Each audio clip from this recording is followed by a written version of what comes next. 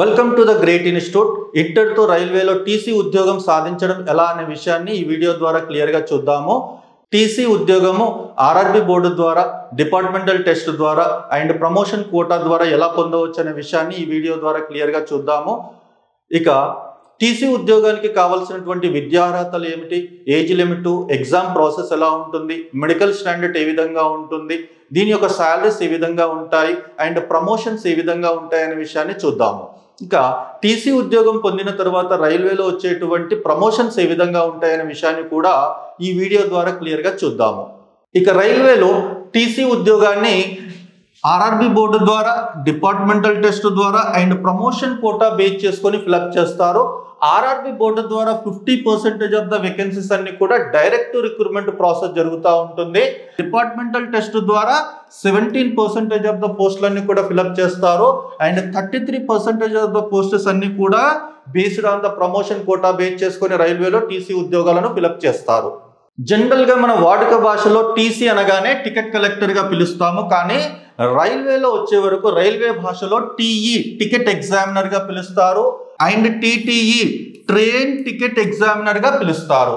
TE అనగా station entrance లో ఉండి చెక్ చేసేటువంటి వ్యక్తి అండ్ ప్లాట్ఫామ్ పైనటువంటి చెక్ చేసేటువంటి వ్యక్తి.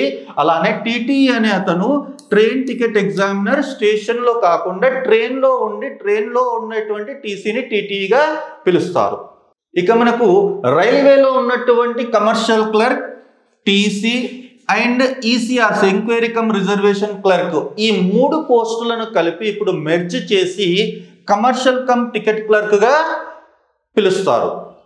ఇప్పుడు మనకు వచ్చేటువంటి నోటిఫికేషన్ లో కమర్షియల్ కమ్ టికెట్ క్లర్క్ అనగా commercial clerk, TC and ECRC ఈ 3 పోస్టులకు సంబంధించిన ఒకే ఒక వర్డ్ యూజ్ చేస్తారు. కమర్షియల్ కమ్ టికెట్ క్లర్క్ గా ఇప్పుడు పిలుస్తారు. ఈ ఒక్క పోస్ట్ మీరు అప్లై చేస్తే you are eligible for the these 3 categories అండి. ఈ 3 కేటగిరీస్ కి ఎలిజిబిలిటీ ఉన్నట్టు. దీంట్లో కమర్షియల్ క్లర్క్, టీసీ అండ్ ఈసీఆర్సీకి 3 కూడా ఎలిజిబిలిటీ ఉన్నట్టు.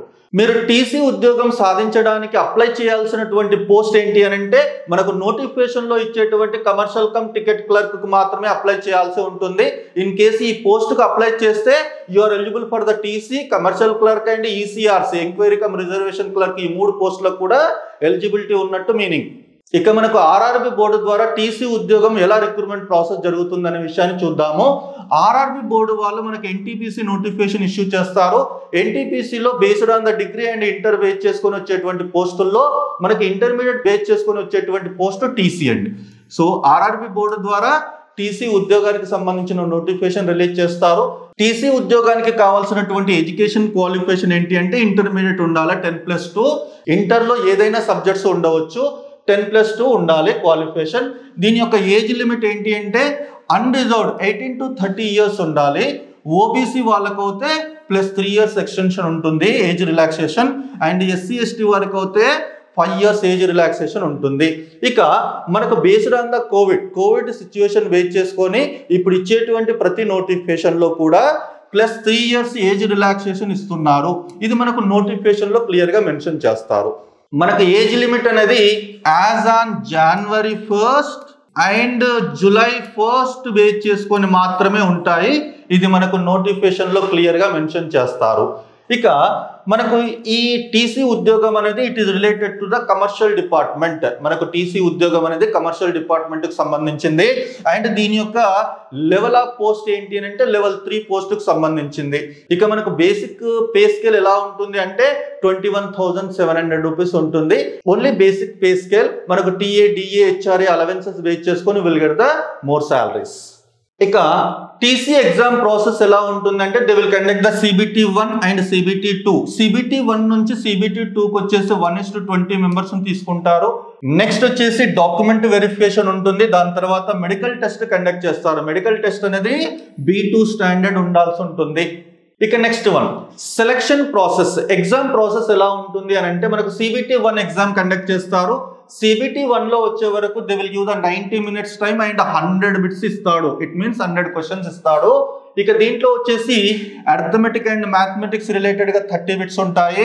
General intelligence and reasoning related గా 30 బిట్స్ ఉంటాయి and general awareness and general science related గా 40 బిట్స్ ఉంటాయి. టోటల్ గా 100 మార్క్స్ క్వశ్చన్ పేపర్ ఉంటుంది. ఇక జనరల్ అవేర్నెస్ జనరల్ సైన్స్ అంటే they will give from all the subjects అంటే like polity, history, geography, standard GK and science and technology and physics, chemistry and biology related గా bits అడుగుతాడు. ఇక దీంట్లో వచ్చేసి negative marking ఉంటుంది, 1/3 నెగిటివ్ ఉంటుంది.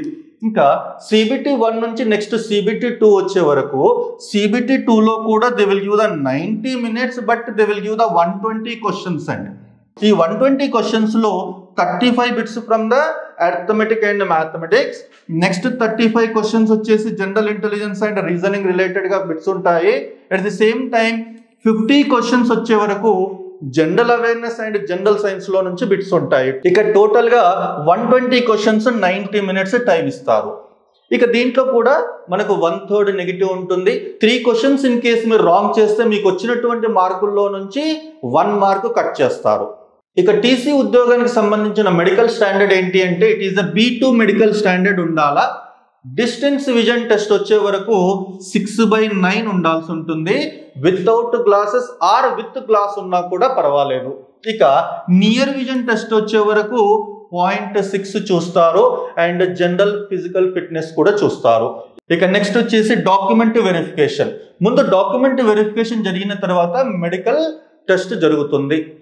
ఇక NTPC non technical popular categories తో ఇంటర్తో రైల్వేలో వచ్చేటువంటి ఉద్యోగాలు ఏంటి అని అంటే so junior clerk cum typist it is a based on the 7th pay commission it is a level 2 post 19,900 pay scale ఉంటుంది and C2 మెడికల్ స్టాండర్డ్ ఉండాలి.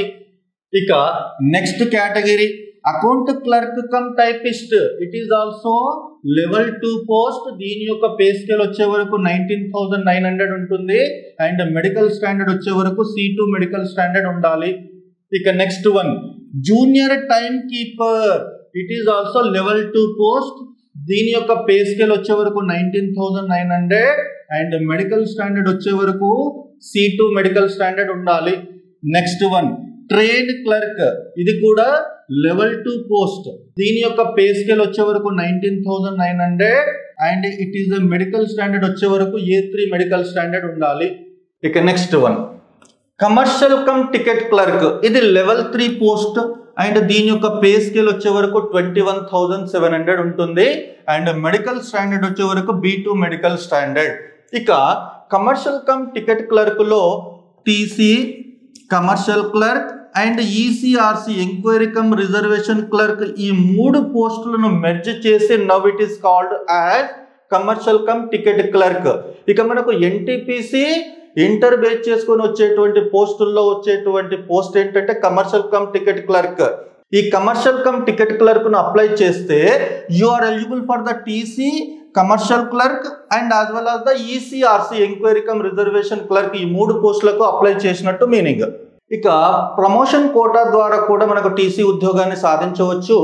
ప్రమోషన్ కోటా ద్వారా మనకు 33% ఆఫ్ ద పోస్టులన్నీ కూడా TC ఉద్యోగానికి కేటాయించబడ్డాయి.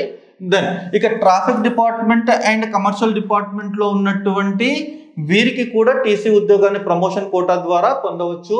ట్రాఫిక్ డిపార్ట్మెంట్ లో ఉన్నటువంటి points men, operation gate men and call boys అంటే మనకు 2 hours ముందు ALP అండ్ గూడ్స్ గార్డ్ కి ఇన్ఫర్మేషన్ ఇచ్చేటువంటి వ్యక్తులను కాల్ బాయ్స్ అంటారు. అండ్ కమర్షియల్ డిపార్ట్మెంట్ లో ఉన్నటువంటి సఫాయి వాలా, luggage porter and marker and waiting room attendant వీళ్ళందరికీ కూడా ప్రమోషన్ కోటా ద్వారా TC ఉద్యోగాన్ని సాధించవచ్చు.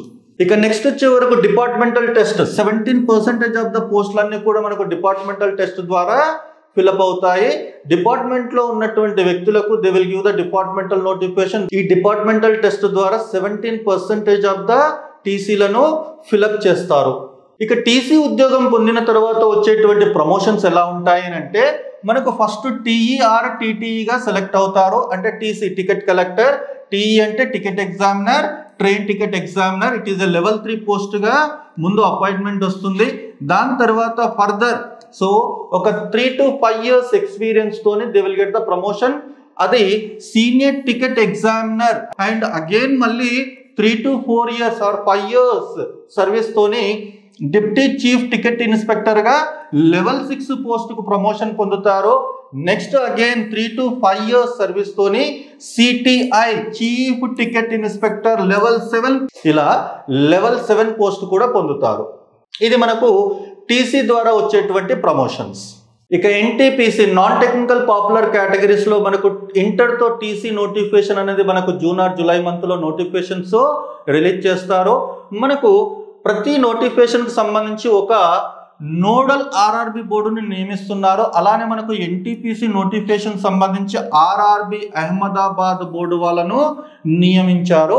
మనకు నోటిఫికేషన్ సంబంధించిన exam process up to selection వరకు కూడా ఈ ఆర్ఆర్బి అహ్మదాబాద్ బోర్డు వాళ్ళు ఈ ఎన్టీపీసీకి సంబంధించిన నోటిఫికేషన్ రిలేటెడ్ గా ప్రతి వ్యవహారాన్ని చూస్తారు. మనకు టీసీ నోటిఫికేషన్ సంబంధించిన విషయాలన్నీ కూడా ఆర్ఆర్బి అహ్మదాబాద్ బోర్డు వాళ్ళు చూస్తారు. మనకు త్వరలో వచ్చేటువంటి టీసీ ఉద్యోగం సాధించాలంటే ప్రత్యేకంగా రైల్వే ఉద్యోగాలకు కోచింగ్ ఇస్తున్నటువంటి గ్రేట్ ఇన్స్టిట్యూట్ గైడెన్స్ తో మీరు టీసీ ఉద్యోగాన్ని సాధించాలని కోరుకుంటున్నాము. Thank you very much.